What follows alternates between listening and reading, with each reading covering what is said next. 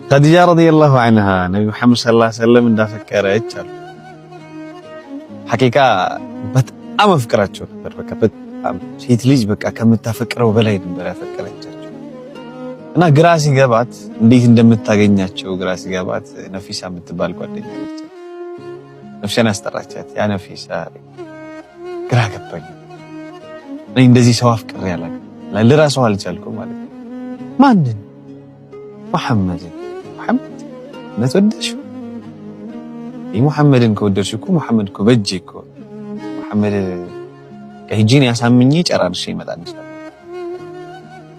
ከዛ ነብዩ መሐመድ ሰለላሁ ዐለይሂ ወሰለም ገባችና ሙሐመድ አቤት። ትንሽ ካወራራቻቸው በኋላ ሙሐመድ አቤት ስለ ትዳር አስበህ ታውቃለህ?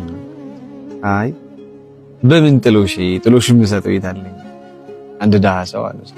አይ እንደው እስኪ አንድ ትልቅ ሀብት ያላት በጣም ቆንጆ ሴት ምሳሌ ኸዲጃ አይነት ሴት ብትጠይቅህ፣ በእርግጥ አትጠይቅህም እሷ በእርግጥ እንትን አትልም፣ ግን እንደው ብትጠይቅህ ምን አይነት ስሜት ይኖርሃል? እንደው ኸዲጃውን ብትጠይቅህ እሺ ትላለህ አስተላቸው።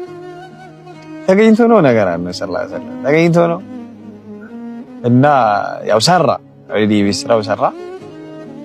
ከዛ በኋላ ወጣች ይባላል። ወጣችና ቤቱን 3 ጊዜ ይዞረችው ነው 3 ጊዜ ያሉት ይላል ታሪኩና ያው ብዙ የቆየች ለማስመሰል እና መጣች። ትንሽ ቆየት ብላ ያ መሐመድ አቤት እንደው ስንት ለፍቼ ኸዲጃን አሳመንኳት አለች።